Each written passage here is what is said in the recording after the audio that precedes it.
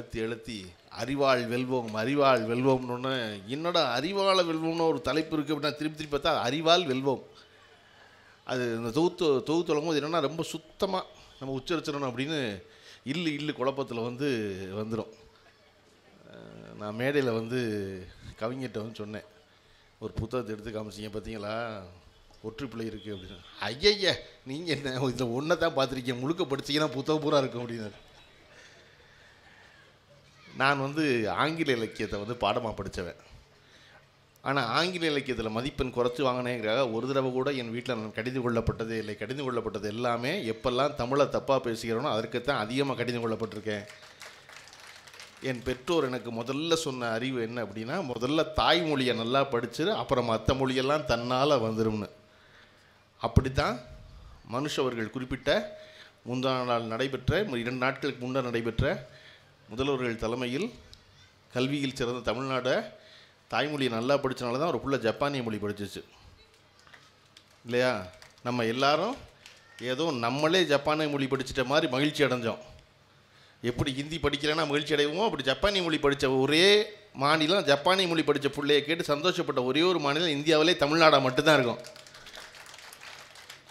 அப்போ எதற்காக அப்படின்னா, நாம் எல்லாருக்கும் நல்லா ஒன்று தெரியுது, எதுவுமே தெய்வத்தால் ஆகாதுன்னு.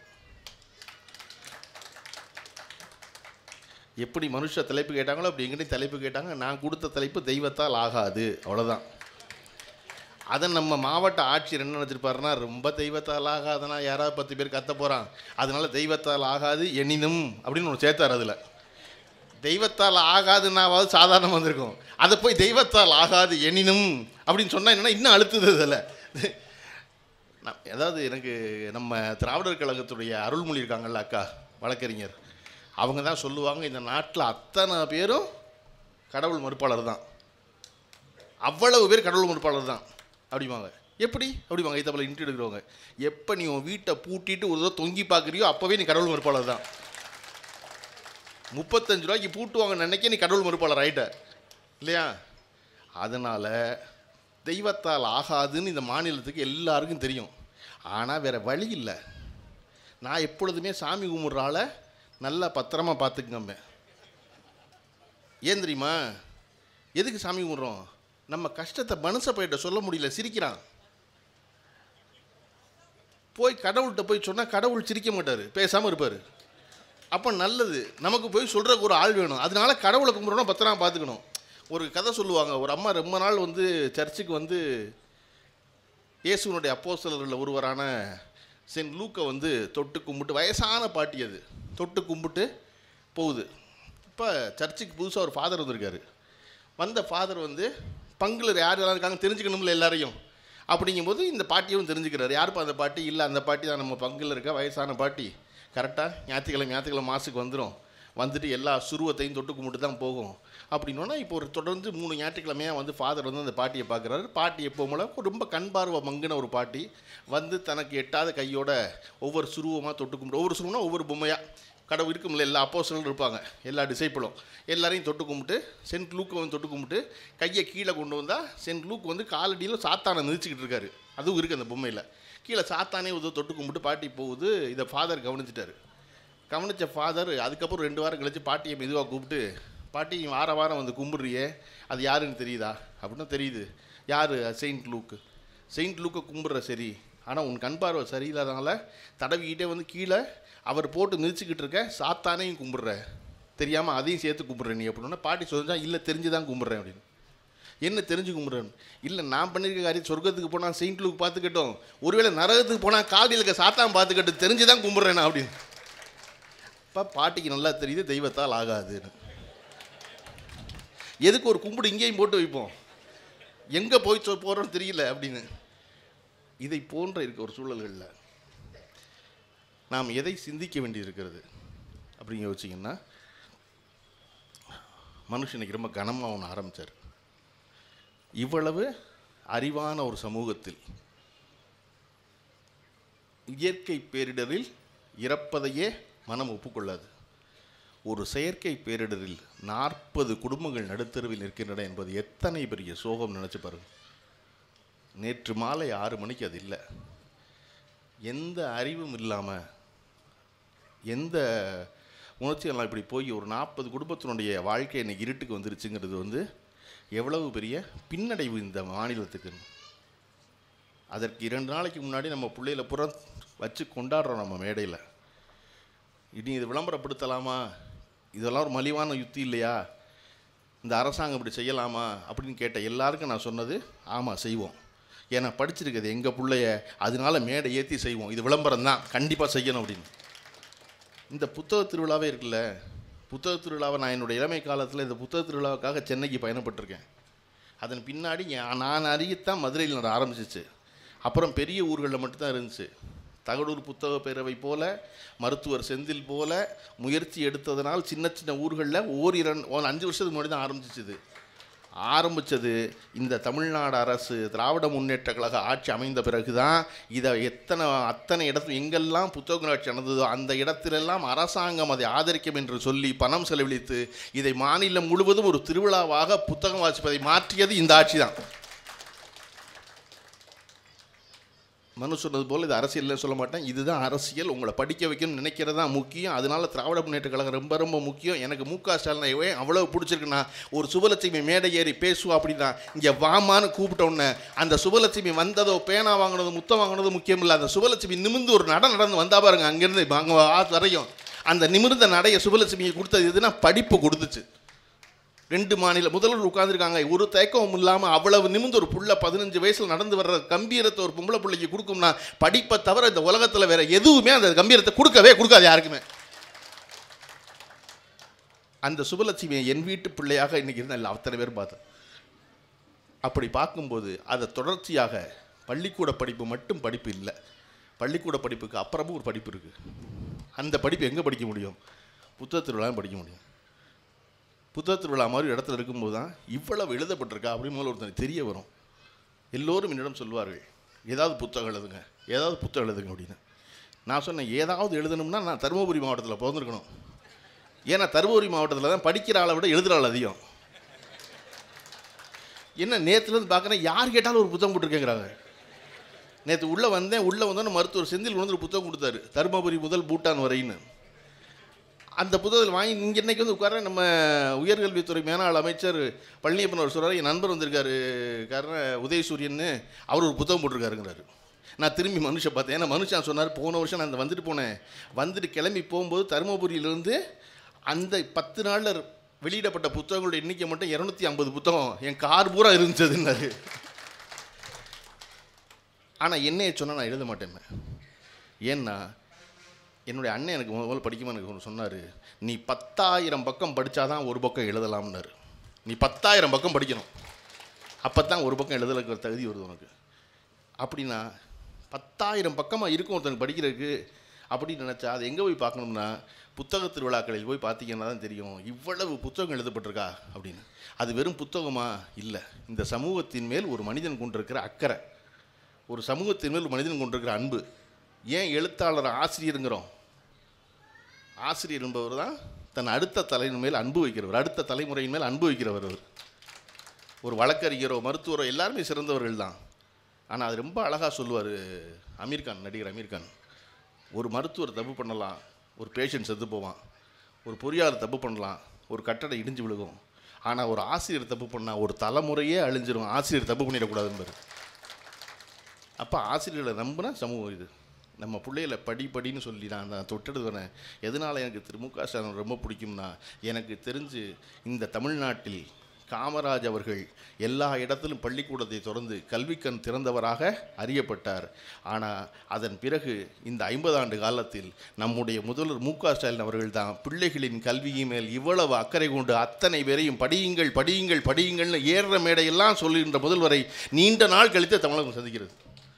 நீங்கள் ஒரு முக்கியமான விஷயம், அந்த பிள்ளை படிக்கிறது, 1000 ரூபா கொடுக்குறது, அதெல்லாம் விட முக்கியமான விஷயம் என்ன அப்படின்னா, நம்முடைய பிள்ளைய அரசு பள்ளியில் படித்த பிள்ளைய சிறப்பாக படித்து நுழைவுத் தேர்வில் தேர்ந்தெடுக்கப்பட்டா, உதாரணத்துக்கு சென்னையில் ஃபுட்வேர் டிசைனிங்னு ஒரு இன்ஸ்டியூட் இருக்குது. நம்ம பூமாலேருந்து அடிடாஸ்லேருந்து நம்ம 8,000 ரூபா 9,000 நம்ம வீட்டு பிள்ளை ஷூ கேட்குது, நம்ம முதல்ல அதிர்ச்சி ஆகிறோம்ல, 8,000 ரூபாய்க்கு செருப்பு வரைக்கும் அப்படின்னு ஏன்னா நம்ம வந்து 1000 ரூபாய்க்கு செருப்பு போட்டதே பெருசு நினச்ச தலைமுறை. நம்ம 1000 ரூபாய்க்கு செருப்பு அப்படின்னு இல்லையா? இன்றைக்கி செருப்பை யாரும் தச்சே போடுறது இல்லை. செருப்பு தைக்கிற ஆள் பூரா பிளாஸ்டிக் பை தைக்க வந்துட்டார். அப்போ செருப்பு இன்றைக்கி 7000 ரூபா 8000 ரூபாய்க்கு செருப்பு வாங்க முடியுமான்னு அதிர்ச்சியாக பார்க்குற தலைமுறை நம்ம தலைமுறை. அந்த 8000 ரூபாய்க்கு செருப்பு தயாரிக்கிறவனுக்கான ஷூ தயாரிக்கிறவன் அவனுக்கு ஒரு டிசைனர் வேணும்ல, அந்த டிசைனருக்கு ஒரு படிப்பு இருக்குல்ல, அந்த படிப்பு சொல்லிக் கொடுக்குற இன்ஸ்டியூட்டு சென்னையில் இருக்குது. அந்த இன்ஸ்டியூட்டோட வருஷ ஃபீஸ் வந்து 2.5 லட்ச ரூபா பணம் கட்டணும். 4 வருஷம் படிக்கணும். 10 லட்ச ரூபா ஃபீஸு. ஹாஸ்டல் ஃபீஸ் 5 லட்ச ரூபா வரும். 15 லட்ச ரூபா படிக்கணும். ஒரு அரசு பள்ளியில் படித்து +2 வரை படித்த புள்ள மிகச்சிறந்த மார்க் எடுத்து சென்னையில் இருக்கிற நேஷனல் இன்ஸ்டியூட் ஆஃப் ஃபுட்வேர் டிசைனிங்கில் தேர்ந்தெடுக்கப்பட்டாலும் ஒரு அரசு பள்ளியில் இருக்க புள்ள, எளிய குடும்பத்தின் புள்ள 15 லட்ச ரூபா கட்டி படிக்க முடியாது. படிக்க முடியாதுல்ல. என் புள்ள சிறப்பு தான், 1000 ரூபா கொடுத்துட்டோம், படிக்க வச்சுட்டோம், வந்துருச்சு, நேஷனல் ஃபுட்வேர் டிசைனர் வந்துருச்சு, அதுக்கு 15 லட்ச ரூபா கட்டணுமே அப்படின்னு பார்த்தா தமிழ்நாடு அரசு கட்டுகிறது. தமிழ்நாடு அரசு கட்டுகிறது. இந்த வருஷம் மட்டும் 15 கோடி ரூபா கட்டியிருக்காங்க தமிழ்நாடு அரசு. அரசு பள்ளியில் படித்த பிள்ளைய தேர்ந்தெடுக்கப்பட்ட அசீம் யூனிவர்சிட்டி பஞ்சாபில் யூனிவர்சிட்டியில் படிக்கிறதுக்கு பணம் கட்டியிருக்கு அரசாங்கம். மேரிடைம் யூனிவர்சிட்டி கொச்சியில் படிக்கிறதுக்கு அரசாங்கம் பணம் கட்டியிருக்கு. அப்போ நம்ம இன்றைக்கி மேடை போட்டு சொன்னதெல்லாம் ரொம்ப கொஞ்சம். அதை விட பெரிய வேலைகள் நடந்து கொண்டே இருக்கிறது. ஏன்னா இங்கே பிள்ளைய படிக்கிறது மட்டும்தான் முக்கியம். பிள்ளைய படிக்கிறதுனால மட்டும்தான் எல்லாமே மாறும். ஒரு குடும்பம் ஒரு தலைமுறை மாறும்னா படித்தா மட்டும்தான் மாறும். அப்போ அவசியம் படிச்சிடணும்னு சொல்லிக்கிட்டு இருக்கும்போதே படிக்காத ஒரு கும்பல் போய் 40 பேர் அடிபட்டு சாகுறானேன்னு சமமாக நம்ம வச்சு பார்க்க வேண்டியது இருக்குது. எப்பொழுதுமே அப்படித்தான் நடக்கும். வரலாற்றில் சமூகத்தில் எல்லா நேரமும் மிகப்பெரிய உயர்வுகள் நடந்து கொண்டிருக்கும் போது மிக கேவலமான தாழ்வுகள் நடக்கும். நீங்கள் அதை மாதிரி தவிர்க்கவே முடியாது. ரொம்ப பெரிய உயர்ந்த சிந்தனை நடக்கும்போது தான் மிக கீழ்மையான சிந்தனைகளை வெளிப்படும். அது நீங்கள் எங்கே பிரட்டி பார்த்தீங்கன்னாலும் தெரியும். அப்போ இதுதான் இருக்கா, இந்த 40 பேர் இருக்கானே, இவ்வளவு முட்டாளாக இருக்கானே, இவ்வளவு புகழ் வெளிச்சத்துக்கு பின்னாடி ஓடுறானே அப்படின்னு அதுதான் உலகமாக இருக்கானே, அது உலகமாக இல்லை. பயப்பட வேண்டாம். மனுஷ் குறிப்பிட்டது போகிற எல்லாம் மாறும். அவனும் வந்துடுவான். அவன் எங்கேயும் போயிட மாட்டான். ஏன்னா அவன் வீட்டில் தான் ஒரு பொம்பளை புள்ள படிச்சுட்டு சுபலட்சுமி அவன் தங்கச்சி நடப்பாளே, நிமிந்து அண்ணன் அறிவிற்கான்னு ஒருத்தி கேட்பாளே, வீட்டில் போரியை போய் தொங்கலாமா மரத்துலன்னு கேட்பாளே, அந்த வீட்டுக்குள்ளே இன்னொரு படித்த வளத்தை ரெடி பண்ணிக்குவேன் நம்ம. அவன் வந்துடுவான். அப்போ வர்றவனுக்கு நம்ம சொல்ல வேண்டியது எல்லாம் அப்படின்னா, இங்கே வா, இந்த உலகத்தில் உன்னால் மட்டும்தான் உன்னைய பார்த்துக்க முடியும். வேறு யாரும் பார்த்துக்க மாட்டாங்க. நான் உன்னை பெற்றவன் 15 வருஷம் பார்த்துக்குவேன். அதுக்கப்புறம் யார் பார்த்துக்குவா? நீ தான் உன்னைய பார்த்துக்கணும். அதனால தான் தெய்வத்தால் ஆகாது. நான் இல்லைடா, தெய்வம் நினச்சாலே ஆகாது. தெய்வமே உன்னை காப்பாற்ற முடியாது. நீ தான் உன்னை காப்பாற்றிக்கணும். நீ தான் உன்னை பற்றி சிந்திக்கணும். நீ தான் உன்னுடைய உயர்வுக்கு பாடுபடணும். அதனால தான் வள்ளுவர் தெய்வத்தால் ஆகாது ஆகாது ஸ்டேட்மெண்ட் முடிஞ்சிருச்சு.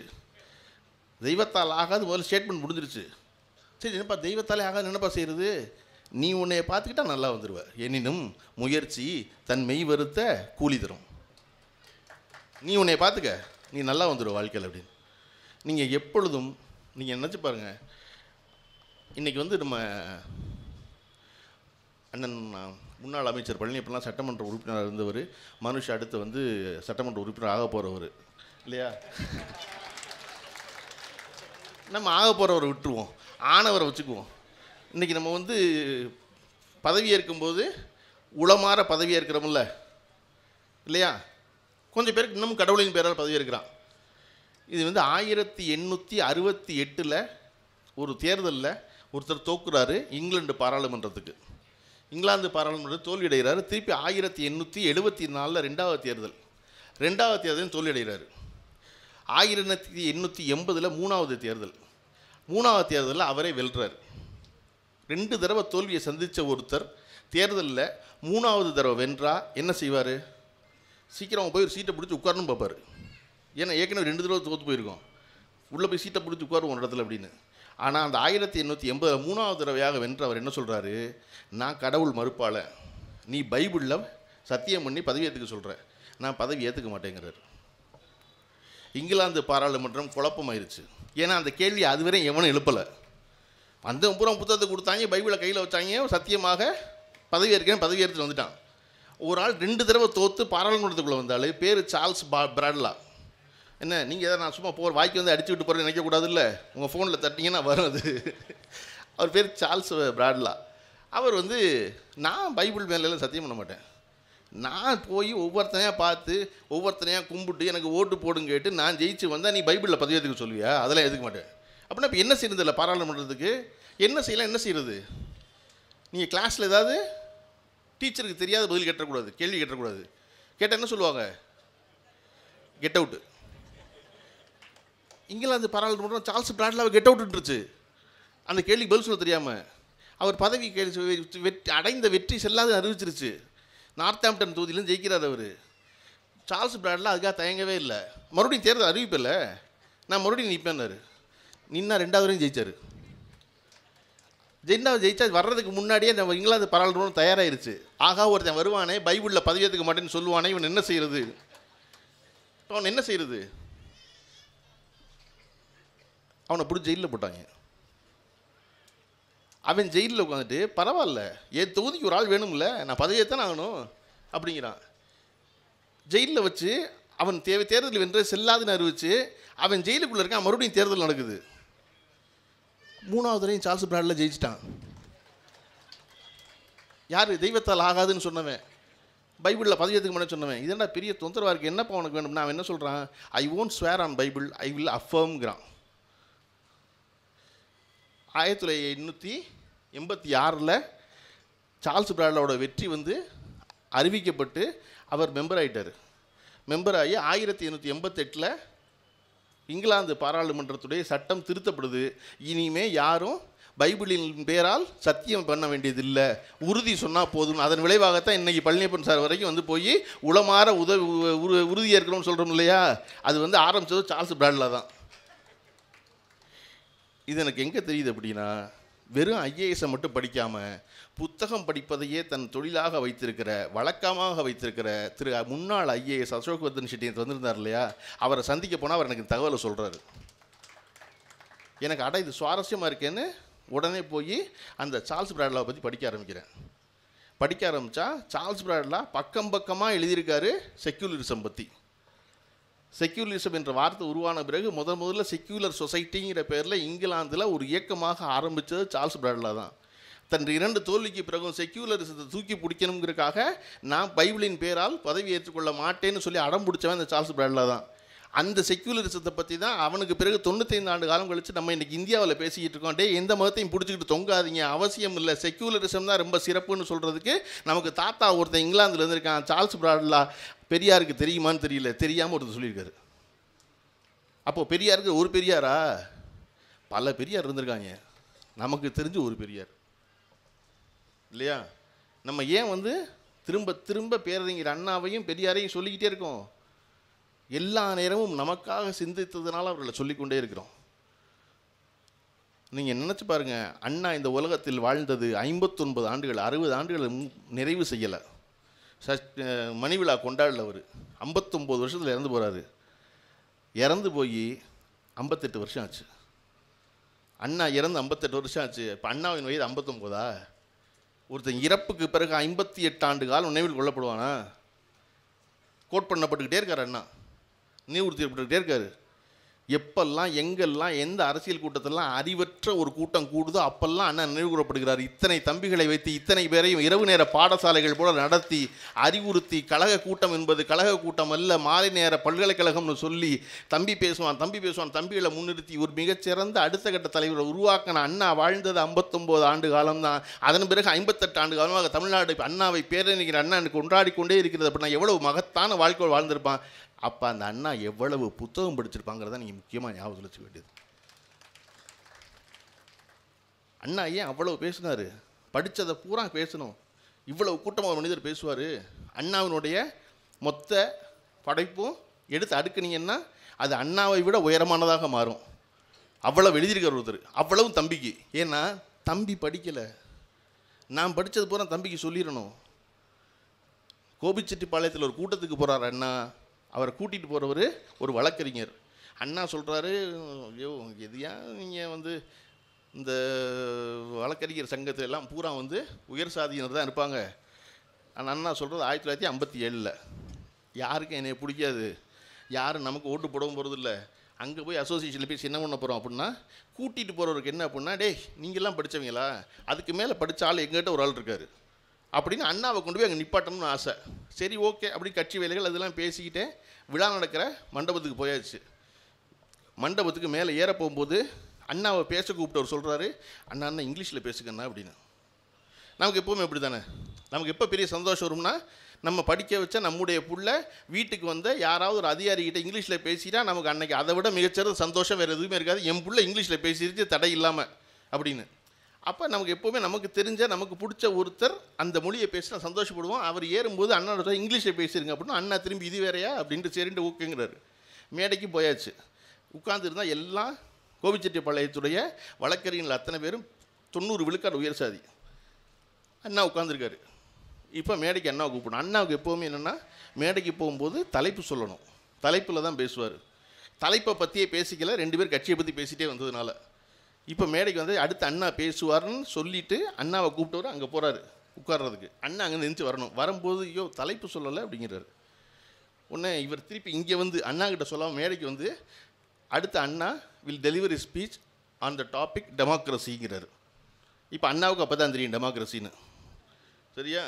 மேடைக்கு வந்த அண்ணா வழக்கம் போல் செருமிட்டு அண்ணா போல் ரகசியமாக மூக்குப்பொடி போடுறவனுக்கு உலகத்தில் இன்னொருத்தன் பிறந்தான் வரணும். என்ன அவருடைய ஜிப்பா பை பூரா எப்போதும் அழுப்பாக இருக்கிறதுக்கான காரணம், ஜிப்பா பைக்குள்ளே மூக்குப்பொடி வச்சுருப்பார். அவர் எப்போ மூக்குப்பொடி எடுக்கிறாரு, எப்போ மூக்கில் போட்டார் அப்படிங்கிறே தெரியாது யாருக்குமே. அப்படி சூசகமாக செய்கிறவர் அதை. அப்படி டெமோக்ரஸின்னு அந்த டெமோக்ரஸியை பற்றி யோசிப்பதற்காக ஒரு தடவை மூக்குப்பொடி எடுத்து மூக்கில் போட்டுட்டு ஒரு தடவை செருமிட்டு, we have a democratic apparatus, do we have a democratic spirit in this country ன்னு ஆரம்பிக்கிறார். நம்மிடம் ஒரு ஜனநாயக அமைப்பு இருக்கிறது, ஆனால் நம்மிடையே ஜனநாயக ஆன்மா இருக்கிறதா அப்படின்னு ஆரம்பித்தா உட்கார்ந்து உயர் சாதி மொத்த பேர் நிமிந்து உட்கார்ந்தாங்க. என்னது டெமோக்ராட்டிக் அப்பேரட்டஸ் இருக்குது, ஆமாம் கரெக்டு. டெமோக்ராட்டிக் ஸ்பிரிட் இருக்கான்னு கேட்டால் இந்த கேள்வி சந்திக்கவே இல்லை. டெமோக்ரஸியை பற்றி அண்ணா 1.25 மணி நேரம் பேசி உட்கார்ந்துருந்த 90 விழுக்காடு ஆளை திமுகவில் மெம்பர் ஆக்கிட்டு தான் கீழே இறங்கினார். அண்ணா அந்த கூட்டத்துக்கு இது நீங்கள் நம்ம தான் அடித்து வர நினச்சக்கூடாது. கூட்டு போன ஒரு பேர் கூசா ஆனந்தன், அவர் மலர்க மாநில சுயாட்சியின் புத்தகம் இருக்காது. அந்த புத்தகத்துடைய முன்னுரையில் இருக்குன்னு தகவல். அவர் வந்து கூசா ஆனந்தன் ஒரு பேர், கோபிச்செட்டிப்பாளையத்துக்காரர். மலர்க மாநில சுயாட்சின்னு, மாநில சுயாட்சிக்கான பைபிள் அதுதான். அப்படி புத்தகம் எழுதினவர். அவர் தான் அண்ணாவை கூட்டு போய் நடந்த விஷயம். அப்போ இப்படி ஒரு அறிஞனை 58 ஆண்டு காலம் கழித்து பேசி கொண்டு போய் காரணம் அண்ணாவுடைய படிப்பு. விடாமல் படிச்சுக்கிட்டே இருந்தார். அண்ணாவின் வழிவந்த கூசா ஆனந்தன் அவ்வளோ படித்தார். பின்னாளில் திராவிட முன்னேற்ற கழகம் ஆட்சியில் இல்லாமல் அண்ணா திராவிட முன்னேற்ற கழகம் ஆட்சிக்கு வந்த பிறகு டெல்லிக்கு போய் மாநில சுயாட்சியை பற்றி பேசணுங்கும்போது எம்ஜிஆர் அவர்கள் திராவிட முன்னேற்ற கழகத்தில் இருந்த கூசா ஆனந்தனை கூப்பிட்டு விடுறாங்க. பண்ருட்டி ராமச்சந்திரன் வாயிலாக கூசா ஆனந்தனை கூப்பிட்டுவா அப்படின்னு. ஏன்னா மாநில சுயாட்சியை பற்றி பேசணும் முதலமைச்சர் போய் பேசுகிறதுக்கு தமிழ்நாட்டில் இருக்க மிகச்சிறப்பாக எழுதக்கூடிய ஒரே ஆள் கூசா ஆனந்தன் தான். கூசா ஆனந்தன் கூப்பிட்டார். கூசா ஆனந்தனுக்கு என்னென்னா, ஒரு வழக்கறிஞர் நம்ம திமுகவிலே இருந்தாலே நம்மளை எம்ஜிஆர் கூப்பிட்றாரு அப்படின்னா பேராசிரியர்கிட்ட போய் சொல்கிறாரு, இந்த மாதிரி எம்ஜிஆர் என்னை பார்க்கணுங்கிறாரு. என்னவா அப்படின்னு. இல்லை மாநில சுயாட்சியை பற்றி ஏதோ எழுதி வேணுமா, டெல்லியில் போய் பேசணுமா, அதுக்காக கூப்பிட்றாரு. ஆனால் இரு தலைவர்கிட்ட கேட்டு சொல்கிறேன்ட்டு கலைஞர்கிட்ட கேட்குறாங்க. ஏன்னா கூப்பிட்றது எம்ஜிஆர். எம்ஜிஆர் இங்கே இருக்க பல பேரை கிளப்பிக்கிட்டு இருக்காருங்க. இதில் கூசா ஆனந்தனை கிளப்பிட போகிறாரு, எதுக்கு ஒரு சொல்லிடுவோம்ட்டு ஆனந்தன் வந்து எம்ஜிஆர் பார்க்கணும்னாரான் அப்படின்னு வச்சு. கலைஞர் சொன்னாராம், என்னன்னே கேட்கல. ஆமையா அடுத்த வாரம் டெல்லியில் கூட்டம் இருக்குது, மாநில சுயாட்சி பற்றி பேசுகிறக்கு என்னென்னு தெரியாதுல்ல அவருக்கு, அதனால ஆனந்தனை கூப்பிட்டுருப்பாங்க, போய் எழுதி கொடுக்க சொல்லுனாராம். கலைஞர் ஏன் தலைவராக கடைசியில் இருந்தாருன்னு அதான் காரணம். ஏன் கூசா ஆனந்தனை கூப்பிட்டாரு, என்ன செய்ய போகிறோம் எதுவும் கேட்கல. ஆமாம் அடுத்த வாரம் கூட்டம்னா இப்போ இவர் தான் எழுத முடியும், பரவாயில்ல போச்சுன்னா ஆனந்தன் இப்போ நேரம் கலைஞரை பார்க்க போயிட்டார். என்ன தலைவர் இப்படி சொன்னீங்களா? ஆமையா நல்லது தானே, அண்ணா திமுகவில் அதை பற்றி எழுதுறதுக்கோ பேசுகிறதுக்கோ ஆள் இல்லை, அந்த ஆள் திமுகவில் தான் இருக்காங்க, தெரிஞ்சுட்டு போகுது, போய் எழுதி கொடுனாராம். அப்படி எம்ஜிஆர் டெல்லியில் போய் மாநிலங்களின் உரிமைகளை பற்றி பேசிய பேச்சை எழுதி கொடுத்தவர் கூசா ஆனந்தன். அவர் வந்து மலர்க மாநில சுயாட்சிங்கிற புத்தகம் இங்கே கிடைச்சி நான் வாங்கி பாருங்கள். நான் வந்து அண்ணாவை படிக்க போய் அண்ணா வழியாக அண்ணாவை கூட்டத்துக்கு கூப்பிட்ட கூசா ஆனந்தனை படிக்க போய் கூசா ஆனந்தன் பேர் தெரிஞ்சதுனால அவர் வழியாக போய் மலர்க மாநில சுயாட்சி படிக்க போய் இவ்வளவு தெரிய வருவதற்கான காரணம், நீங்கள் எப்பொழுதும் ஒரு புத்தகத்தை தொட்டிங்கன்னா அந்த புத்தகம் தொட்டு உங்களை கூட்டிகிட்டு போயிட்டே இருக்க, உங்களால் விடவே முடியாது. எப்படி ஒரு ஃபோன் எடுத்தீங்கன்னா ட்ரெயினில் டிக்கெட் இருக்கான்னு பார்ப்போன்னு எடுப்பீங்க, ஆனால் கரெக்டாக ஒரு 5 நிமிஷம் கழிச்சு எதுக்கு இந்த ஃபோன் எடுத்தோன்னு குழப்பமாயிரும். ஏன்னா அதை விட சுவாரஸ்யமான ஒரு படம் காட்டுது, அதை விட சுவாரஸ்யம் அடுத்த செய்தி இருக்கும். தொட்டு தொட்டு தொட்டு போய் கடைசியில் எங்கே வந்து நிற்கும்னா, ராஷ்மிகா மந்தானாவுக்கு அடுத்த மாதம் திருமணமாமே அப்படிங்கிறது நின்றும். அது இப்போ எதுக்கு நம்ம ஃபோன் எடுத்தோம் அப்படின்னு யோசிச்சோம்னா தெரியாது. அப்போ இது ஏன் அந்த ஃபோனுக்குள்ளே போய் மூழ்கிட்டோம்னா, இந்த புத்தகத்தை தொட்டு பார்த்து தொடர்ந்து போகிற பயணம் இல்லாததுனால அதில் போய் மூழ்கிட்டோம். தொலைபேசியவோ தொலைக்காட்சியவோ தொடர்ச்சியாக நான் பார்க்காமல் என்னால் தவிர்க்க முடிப்பதற்கான காரணம், எனக்கு ஒரு புத்தகம் அதை விட நல்லா ஈர்க்குது இல்லையா. எனக்கு வந்து ஒரு தமிழ்நாட்டின் முக்கிய கவிஞராக இருக்கிற மனுஷபுத்திரனும் புத்தக திருவிழா நடத்தணும்னா வந்திருக்க உயர்ந்த நோக்கத்துக்காக வந்திருக்காங்க அப்படின்னு அவர்களுக்கு பஜ்ஜி கொடுத்து காப்பி கொடுத்து நிதியும் கொடுக்குற ஒரு முன்னாள் அமைச்சர் பழனியப்பன் அவர்கள் நட்பாக முடியும்னா, ஒரு மருத்துவர் செந்தில் எனக்கு நட்பாக முடியும்னா, எதன் காரணமாக முடிகிறதுன்னா, இத்தினூண்டு படித்த எனக்கு இவர்கள் எல்லோரும் நண்பர்களாகிறாங்க. இவங்க எல்லோரும் எதனால் என் கூட பேசுகிறாங்க? நான் எம்ஏ இங்கிலீஷ்ண்ணா, நான் சினிமா டைரக்டர்ண்ணா, எதுவும் கிடையாது. ஒரு புத்தகம் சொன்னால் அந்த புத்தகத்தை பற்றி நமக்கு தெரிஞ்சிருக்கு, இத்தினூண்டு படிச்சிருக்கேன். நான் அசோக் வர்தன் ஷெட்டியோட ஏன் என்னால் இது பேசிக்க முடியுது அப்படின்னா, அவர் புத்தகம் சொல்கிறாரு, அவர் ஐஏஎஸ், எனக்கு அவர் மேலே பெரிய மரியாதை உண்டு. சார் நீங்கள் வந்து அனுப் ஜெய்ஸ்வால் எழுதுனா டூட்டுக்குரின் படிக்கணும் சார், தமிழில் கூட புத்தகமாக வந்திருக்கு சார், குற்றமும் தண்டனையும்னு அப்படின்னு சொன்னோடனே, ஓ அனுப் ஜெய்ஸ்வால் புத்தகம் நீ படித்தியா, தட் இஸ் எக்ஸலண்ட் அப்படின்னு அனுப் ஜெய்ஸ்வாலை பற்றி இன்னொரு 2 தகவல் அசோக் வர்தன் ஷெட்டி சொல்லி எனக்கு உடனே நெருக்கமானவராக அவர் மாறிவிடுவதற்கான காரணம், நானும் படிக்கிறேன் நீயும் படிக்கிறியா அப்படின்னு. மருத்துவர் செந்திலோடு ஒரு பொழுதும் நான் மருத்துவம் பற்றி பேசவே முடியாது இல்லையா. நாக்கை நீட்டுனா வைரமுத்து சொல்லும் மாதிரி, நாக்கை நீட்டுங்கள் என்போம் கல்கத்தா காளி போல் நாக்கை நீட்டுவோம் பாரு வைரமுத்து. ஏன்னா டாக்டர் சொல்லிட்டார் நாக்கை நீட்டுன்னு இல்லையா. அப்படி டாக்டர்களோட நமக்கு இருக்கிறது அப்படி ஒரு ஒபீடியன்ஸ் தான். சொன்னால் உடனே செஞ்சிடணும்னு. நம்ம சொன்னால் டாக்டர் கேட்பாரா? கேட்கவே மாட்டார். நம்ம சொல்லாதப்போ அவர் குனிஞ்சு மருந்து எழுத ஆரம்பிச்சிடுவார், எனக்கு அது தெரியும் சும்மா அப்படின்னு. ஆனால் நம்ம சொல்வதை, நான் சொல்வதை மருத்துவர் செந்தில் ஏன் கேட்குறாரு அப்படின்னா, நான் புத்தகம் பற்றி சொல்கிறேன் அவர் கேட்குறாரு. ஓ அப்படியா, நீங்கள் அனுப் ஜெய்ஸ்வால் படிச்சிங்களா அப்படின்னு. அப்போ அவருடைய இத்தனை ஆண்டு கால துறைப்படிப்பை விடவும் துறைக்கு அல்லாத வெளியே ஒரு விஷயத்தை பற்றி பேசும்போது நான் அவருக்கு இணக்கமானவனாக மாறிவிடுகிறேன். அப்போ இல்லையேப்பா, ரொம்ப நாளாக படிக்காமே காலம் போயிருச்சே, நான் கூட இன்றைக்கி கூட சும்மா தான் வந்தேன் தருமபுரியில், ஏதோ கூட்டம் போட்டிருக்காங்க எல்லோரும் பேசுகிறாங்க, ஒரு ஞாயிற்றுக்கிழமை சாயந்தரம் பொழுது வேணும்னு வந்தேன். நான் படித்த புத்தகங்கிறது கடைசியாக என் பள்ளிக்கூடத்தில் கொடுத்த நாட்டில் தான், அதில் ஒரு 8 கதை இருந்துச்சு, அது தவிர எதுவுமே படித்ததில்லை. அப்படின்னா யூ ஆர் மோஸ்ட் வெல்கம், நீங்கள் தான் ரொம்ப முக்கியம், படிக்காத உங்களுக்காகத்தான் இந்த புத்தக திருவிழா நடக்குது, அதனால உங்களை தான் ரொம்ப வரவேற்கிறோம் நாங்கள், தயவு செஞ்சு வந்துடுங்க. ஏன்னா படிக்கிற ஆளுக்கு நோக்கம் இருக்குது, புத்தகம் படிக்கணும். படிக்காத ஒருத்தர், படிக்கிற விருப்பம் இல்லாத ஒருத்தர், படிக்கிற பழக்கம் இல்லாத ஒருவரில், அதுதான் ரொம்ப முக்கியம். இந்த அரசாங்கம் எதற்காக இந்த புத்தக திருவிழாக்களை நடத்துகிறது என்றால், எவருக்கெல்லாம் படிக்கின்ற பழக்கம் இல்லையோ அவர்களெல்லாம் வெல்கம் டு த போர்டுன்னு சொல்லணும். நான் சொல்வது போல் ஏதாவது ஒரு புத்தகத்தை தொட்டு படிச்சுட்டா அடுத்த ஆண்டு மிக தீவிரமான வாசகனாக மாறப்போகிறவன் இந்த ஆண்டு ஒரு புத்தகம் கூட படிக்காத ஒருவன் தான். அதனால் நம்ம அவரை தான் ரொம்ப சந்தோஷமாக வரவேற்கணும், வாங்க வாங்க அப்படின்னு. எதுக்கு ஒவ்வொருத்தரையும் புத்தக கண்காட்சிக்குள்ளே வந்து கேன்டீன் வச்சு அப்பளம் சுட்டு சுண்டெல்லாம் விற்கிறோம், அதை சாப்பிட்றதுக்காக வர்ற ஒருத்தன் புத்தகத்தை வேடிக்கை பார்த்துட்டுமே தான் இல்லையா. மனுஷ் பேசும்போது முக்கியமான விஷயத்தை குறிப்பிட்டாரு, நான் அது எல்லா இதுலேயும் சொல்லுவேன். என்னென்னா, இன்னும் ஒரு வாரம் நடக்க போகுது இங்கே, நீங்கள் போய் உங்களுடைய பிள்ளைகளெல்லாம் பக்கத்து வீட்டு பிள்ளை, எய்த்த வீட்டு பிள்ளை எல்லாரையும் கூட்டுவாங்க, பிள்ளைய கையில் ஒரு 100 ரூபாயை கொடுத்து அந்த பிள்ளைக்கு பிடிச்ச ஒரு புத்தகத்தை வாங்க சொல்லுங்கள். அந்த பிள்ளை உங்கள் மேலே பேரன்பு கொண்டுரும். நம்மக்கிட்ட காசை கொடுத்து நமக்கு பிடிச்சதை வாங்க சொல்லுவாங்களா? ஏன்னா இதுவரை அந்த பிள்ளைக்கு அது நடந்ததே கிடையாது, அந்த பிள்ளை எதையுமே தேர்ந்தெடுத்ததே கிடையாது. அப்படி தேர்ந்தெடுக்க யாராவது வாய்ப்பு கொடுத்துருந்தீங்கன்னா நல்லது, மகிழ்ச்சி, வாழ்த்துக்கள், உங்களை பெருசும் பாராட்டுறேன். ஆனால் அப்படி கொடுத்தது இல்லை. நான் வந்து என் சின்ன வயசில் என் மகளுடைய சின்ன வயசில் ஒரு கடைக்கு கூப்பிட்டு போனால் பார்க்குற பொருளையெல்லாம் வாங்குவா என் மக, எடுப்பா. நம்ம தான் இப்போ ட்ராலி இல்லை, எந்த கடைக்கு போனீங்கன்னா கையில் ஒரு கூடையோ ட்ராலியோ கொடுத்துருவாங்க. ஏன்னா கொடுக்கலைன்னா தேவைப்படுறது மட்டும் தான் வாங்குவீங்க. கையில் ஒரு கூடை கொடுத்துட்டா தேவையில்லாதெல்லாம் எடுத்து உள்ளே போடுவீங்க நீங்கள், அவனுக்கு நல்லா தெரியும், அதனால் கையில் ஒரு கூடை கொடுப்பாங்க உங்களுக்கு. நம்மளை போல பார்த்து வளர நம்ம பிள்ளை என்ன செய்யும்னா, பார்க்குற தேவையில்லாத பொருளை பூரா எடுக்கும். இப்போ இந்த பிள்ளைய வந்து அவள் எடுத்து வச்சதெல்லாம் வேணான்னு சொன்னால் புள்ள அழுகும். புள்ள அழுதா நமக்கு மனசு ரொம்ப துன்பப்படும். ஏன்னா நம்ம ஒத்த புள்ள தான் பெற்று வச்சுருக்கோம், அந்த புள்ள அழுகவே கூடாது. அது 2.5 லட்ச ரூபா பைக் கேட்டாலும் வாங்கி கொடுக்கணும், அந்த பைக்கை ஓட்டி என் மேலே ஏற்றி கொள்ளட்டும் அந்த புள்ள. ஆனால் என் புள்ள அழுகக்கூடாது, பைக் வாங்கி கொடுத்துரு, எது கேட்டாலும் வாங்கி கொடு அப்படிங்கிறது ஒரு புதுமையான பிள்ளை வளர்ப்பு. இப்போ அப்போ எப்படி இருக்குது என்ன செய்கிறது அப்படின்னா, நான் ஒரு டெக்னிக் கண்டுபிடிச்சேன். பில்லு போடுற இடத்துக்கு வந்தோடனே என் மகன் எடுத்து வச்ச எல்லா பொருளையும் எடுத்து டேபிளில் வச்சுருவேன் வரிசையாக. எல்லாத்தையும் எடுத்து வச்சுட்டு ஒன்று வாங்கலாம், எதுன்னு முடிவு பண்ணுமே. ஒன்று வாங்கலாம், என் கூட கடைக்கு வந்திருக்க, நீ ஒன்று வாங்கிக்கலாம் அப்படின்னா அதில் வந்து மிக்கி மவுஸ் பொம்மை ரப்பரில் தொடங்கி பெரிய 450 ரூபா டாய் வரையும் எல்லாமே இருக்கும். பென்சில் இருக்கும், கிரேயான்ஸ் இருக்கும், ஸ்வீட் இருக்கும், சாக்லேட் இருக்கும், எல்லாமே இருக்கும். எல்லாத்தையும் அடிக்கிட்டு ஒன்று அட் டைம் ஒன்று வாங்கலாம். என்ன வாங்க அப்படின்னா, கடைசியில் அது இருக்கிறதுலே எந்த விலை மதிப்பும் தெரியாமல் எது மிக வண்ணமயமாக இருக்கிறதோ அது 50 காசு இருக்கிறத எடுத்து இதை வாங்கிக்கிறேன் பச்சின்ட்டு என்கிட்ட. குட் அப்படி வாங்கி வச்சுட்டு கூப்பிட்டு வந்துடுவேன்.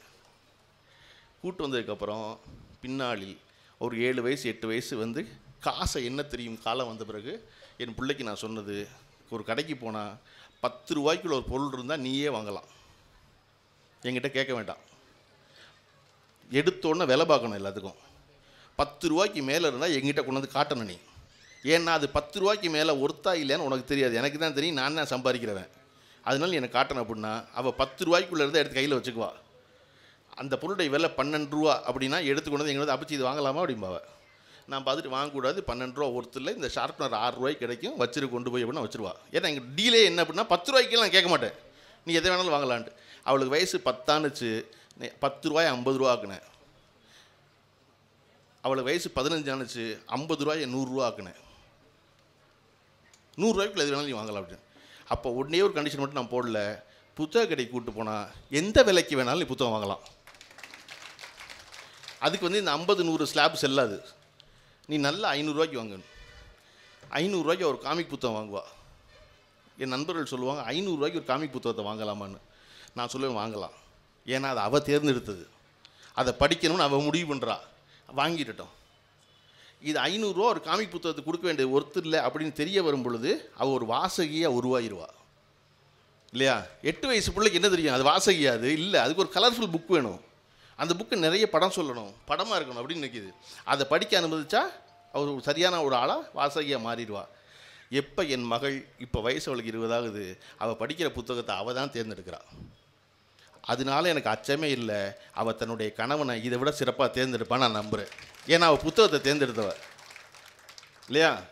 உலகத்திலே கடினமான காரியம் எதுன்னா ஒரு புத்தகத்தை தேர்ந்தெடுக்கிறது தான். ஏன்னா ஒரு புத்தகம் கையில் இருந்துச்சுன்னா உங்களுக்கு கிடைச்சதெல்லாம் ஒரு பின்னட்டை மட்டும்தான். இப்போ அந்த பின்னட்டை வேற வந்து பல பதிப்பாளர்கள் வேற சீல் பண்ணிடுறாங்க, நீங்கள் உள்ளுக்குள்ளே பிரட்டியை பார்க்க முடியாது புத்தகத்தை, வெறும் பின்னட்டை மட்டும் பார்க்கணும். பின்னட்டையில் ஒரு 4 வரி படிக்க முடியும் உங்களால். படிச்சுட்டு உள்ளே பிரட்டினா ஒரு முன்னுரையில் ஒரு 2 வரி படிக்கலாம், குறுக்க ஒரு 4 வரி படிக்கலாம். இந்த 4 வரிக்குள்ளே அந்த புத்தகம் நல்ல புத்தகமா இல்லையா என்பதை நீங்கள் கண்டடைந்து விட முடியும் எனில் நீங்கள் உங்கள் வாழ்க்கை துணையவும் மிகச்சரியாகவே தேர்ந்தெடுத்துருவீங்க. நமக்கு ஏன் வீட்டில் வந்து புள்ள காதலிக்குன்னு சொன்னோன்னா பதட்டமாகுது? ஏன் பதட்டமாகுது? இந்த புள்ள எதையுமே தேர்ந்தெடுத்தது இல்லையே இதுவரையும், முதல்ல ஒருத்தனை தேர்ந்தெடுத்திருக்கே, போய் மாட்டிக்க போவதை எங்கேயாவது நினச்சி பயத்தில் தான் நம்ம எல்லோரும் வேண்டாம் வேண்டாம்னு பதறோம். ஏன்னா புள்ள தேர்ந்தெடுத்தே நம்ம பார்த்ததில்லை. பள்ளிக்கூடத்தில் சேர்த்தது நம்ம, டிகிரி படிக்க வச்சது நம்ம, வண்டி வாங்கி கொடுத்தது நம்ம, ட்ரெஸ் வாங்கி கொடுத்தது நம்ம, என்ன கோர்ஸ் படிக்கணும்னு சொன்னது நம்ம, டான்ஸாக மியூசிக்காக படிக்கணும்னு சொன்னது நம்ம, யாரோட சேரணும்னு சொன்னது நம்ம, என்ன சாப்பாடு சாப்பிடணும்னு சொன்னது நம்ம, எத்தனை மணிக்கு தூங்கணும்னு சொன்னது நம்ம, என்ன ஃபோன் வாங்கி கொடுத்தது நம்ம, பைக் வாங்கி கொடுத்தோம், எல்லாமே நம்ம வாங்கி கொடுத்தது. முதல்ல அவள் தனியாக வந்து இந்த பொம்மை பிடிச்சிருக்கு எனக்கு வாங்கி கொடுங்குறா, நமக்கு பதட்டமாகுது, ஐயோ இவளுக்கு தெரியாது அது அப்படின்னு.